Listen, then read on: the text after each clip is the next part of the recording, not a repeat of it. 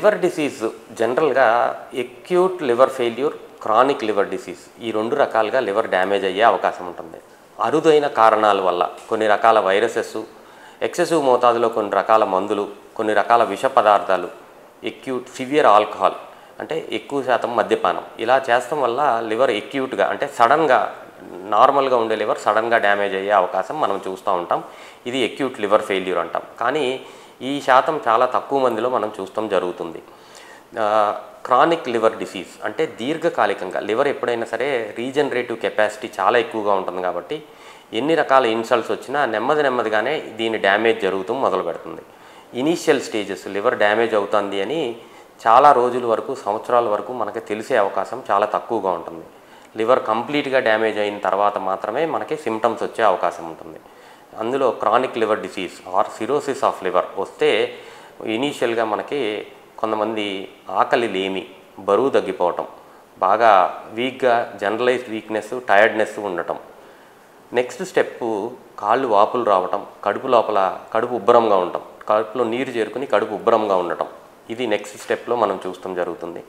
దాని తర్వాత కొంతమందిలో విరోచనం నల్లగా అవటం, రక్తవాంతులు అవటం, ఇది నెక్స్ట్ కాంప్లికేషన్స్గా మనం చూస్తాం జరుగుతుంది. ఇంకా సివియర్ అయిన తర్వాత ఈ లివర్ నార్మల్గా మనకి ఒక ఫిల్టర్ లాగా పనిచేస్తుంది. లివర్ ఎప్పుడైతే పనిచేయట్లేదో మన పొట్ట లోపల అమోనియా ఇలాంటి విష పదార్థాలన్నీ ఈ ఫిల్టరేషన్ కెపాసిటీ తగ్గిపోవటం వల్ల బ్రెయిన్లోకి వెళ్ళి హెపాటిక్ ఎన్సెఫలోపతి అంటారు.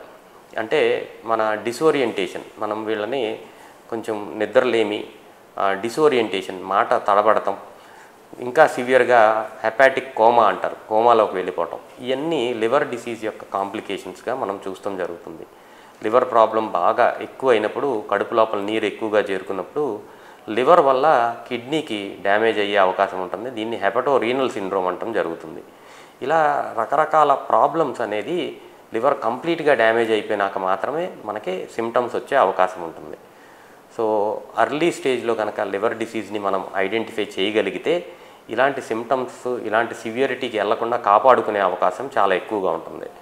సో లివర్ డిసీజ్ అనేది అర్లీ స్టేజ్లో కనుక్కోవడానికి ప్రతి సంవత్సరము లివర్ ఫంక్షన్ టెస్ట్ అనే ఒక రక్త పరీక్ష, అల్ట్రాసౌండ్ స్కానింగ్ అనేది ఒక అల్ట్రాసౌండ్ అబ్డామిన్ను, అందులో లివర్ గురించి క్లియర్గా తెలుస్తుంది. ఈ మధ్యకాలంలో ఫైబ్రోస్కాన్ అనే ఒక టెస్ట్ వల్ల అర్లీ స్టేజ్ ఆఫ్ ఫైబ్రోసిస్, ఈ ఎక్సెసివ్గా ఫ్యాటీ లివర్ డిసీజ్ ఉన్నప్పుడు అర్లీ స్టేజ్లో లివర్ స్టిఫ్ అయింది అనేది కూడా మనకి ఫైబ్రోస్కాన్లో తెలిసే అవకాశం ఉంటుంది. సో అర్లీగా డయాగ్నోస్ చేసుకుంటే లివర్ డిసీజు తీవ్రతరం దాల్చకుండా మళ్ళీ లివర్ని నార్మలైజ్ చేసుకునే అవకాశం చాలా ఎక్కువగా ఉంటుంది.